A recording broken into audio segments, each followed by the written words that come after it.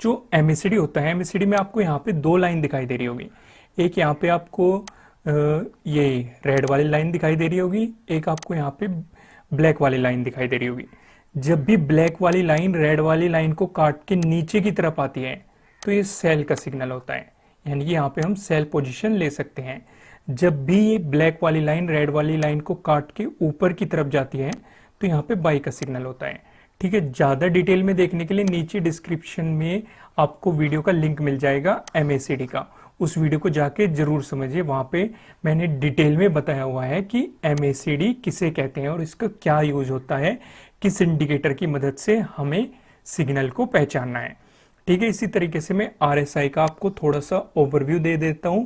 अगर आप डिटेल में वीडियो देखना चाहते हैं तो आपको नीचे डिस्क्रिप्शन में लिंक मिल जाएगा, क्योंकि अभी थोड़ा सा बेसिक बताना जरूरी है जिससे कि आप इस स्ट्रेटेजी को समझ पाए। ठीक है, यहाँ पे आपको दो दे रहा होगा, 80 और 20। अगर ये लाइन 80 के नजदीक है, यानी कि यहाँ पे 80 से ऊपर चली जाती है तो ये ओवरबोट हो चुका, यानी कि यहाँ से हम सेल पोजीशन ले सकते हैं।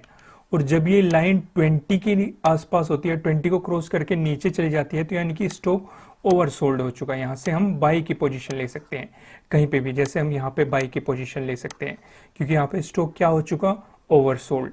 ठीक इसी तरह यहाँ पे भी हम सेलिंग की पोजीशन ले सकते हैं क्योंकि स्टॉक क्या हो चुका, ओवरबॉट। ठीक है, डिटेल में समझने के लिए नीचे डिस्क्रिप्शन में लिंक है RSI का, वहां पे जाके आप इसे डिटेल में समझ सकते हैं। अब हम सीधा स्ट्रेटेजी पे चलते हैं। मैंने आपको बेसिक बता दिया, MACD का भी बेसिक बता दिया और RSI का भी बेसिक बता दिया।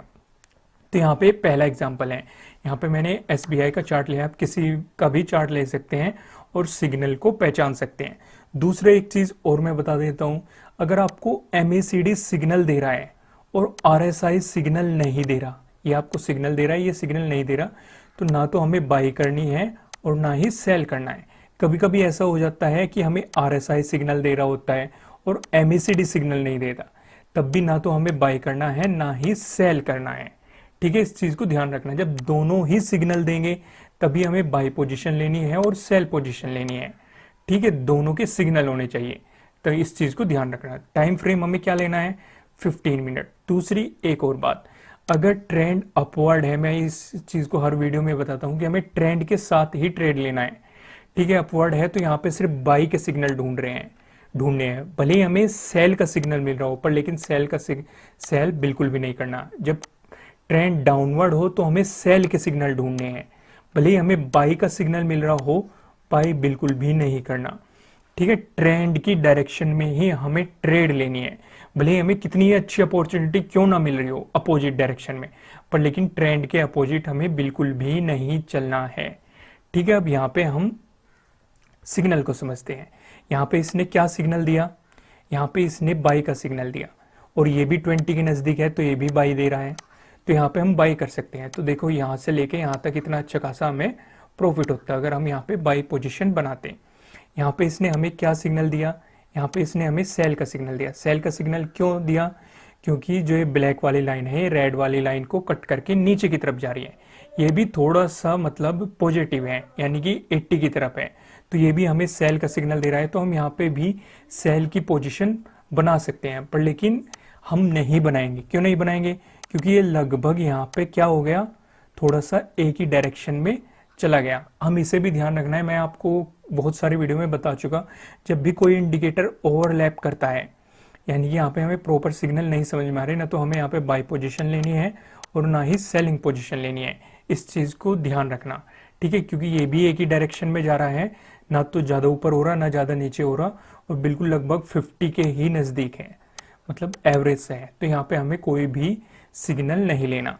ठीक है, यहाँ पे देखो, यहाँ पे हमें ये देखो, यहाँ पे भी हमें फिर से बाई का सिग्नल दिया, इसने सेलिंग का सिग्नल दिया, इसने कोई भी सिग्नल नहीं दिया।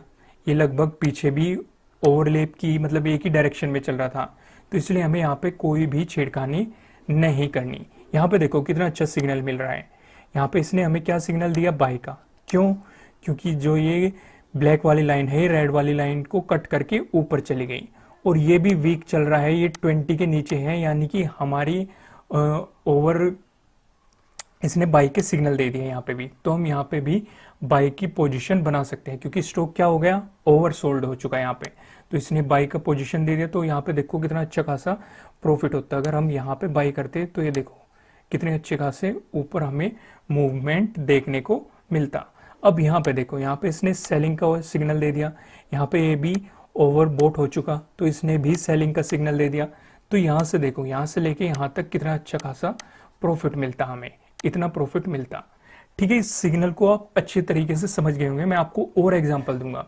अब हम नेक्स्ट एग्जांपल पे चलते हैं। नेक्स्ट एग्जांपल लिया है मैंने HDFC का। यहाँ पे देखो, यहाँ पे ये ओवर सोल्ड की पोजीशन में चला गया तो इसने क्या सिग्नल दिया, बाई का सिग्नल दिया। यहाँ पे ये भी बाई का सिग्नल दे रहा है MACD। क्यों बाई का सिग्नल दे रहा है, क्योंकि जो ब्लैक लाइन है वो रेड वाली लाइन को कट करके ऊपर चले गई। तो देखो अगर हम यहाँ से बाई करते तो यहाँ तक कितने अच्छे खासे हमें अपॉर्चुनिटी मिली और यहाँ पे हम अच्छा खासा प्रॉफिट लेते। दूसरा, इसने यहाँ पे सेलिंग का सिग्नल दिया, लेकिन ये कोई अभी हमें कोई खास सिग्नल नहीं दे रहा, तो इसलिए हमें यहाँ पे बिल्कुल भी छेड़खानी नहीं करनी है। ठीक है, यहाँ पे और सिग्नल हमें, यहाँ पे देखो, यहाँ पे दिखाई दे रहा है एक सिग्नल, ये कहाँ पे चला गया, ओवरबॉट पोजीशन में चला गया। तो यहाँ पे हमें सेलिंग का सिग्नल मिल रहा है, इसने भी यहाँ पे सेलिंग का सिग्नल दिया। तो सोचो अगर हम यहाँ से सेल करते तो यहाँ तक देखो कितना अच्छा खासा प्रॉफिट हम इसमें से बुक कर सकते थे। यहाँ पे देखो, यहाँ पे इसने बाई का सिग्नल दे दिया, यहाँ पे ये भी बाई का सिग्नल दे रहा है। तो देखो अगर हम यहाँ पे बाई करते तो यहाँ तक अच्छा खासा है, यहाँ तक अच्छा खासा प्रॉफिट हम निकाल सकते थे।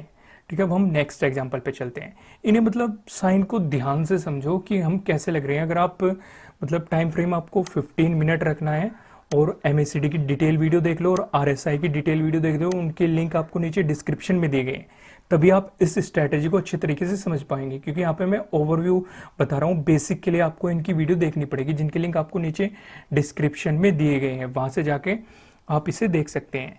यहाँ पे देखो, यहाँ पे ये क्या सिग्नल दे रहा है, बाई का सिग्नल दे रहा है। ये भी यहाँ पे बाई का सिग्नल, यहाँ पे भी बाई का सिग्नल दे रहा है।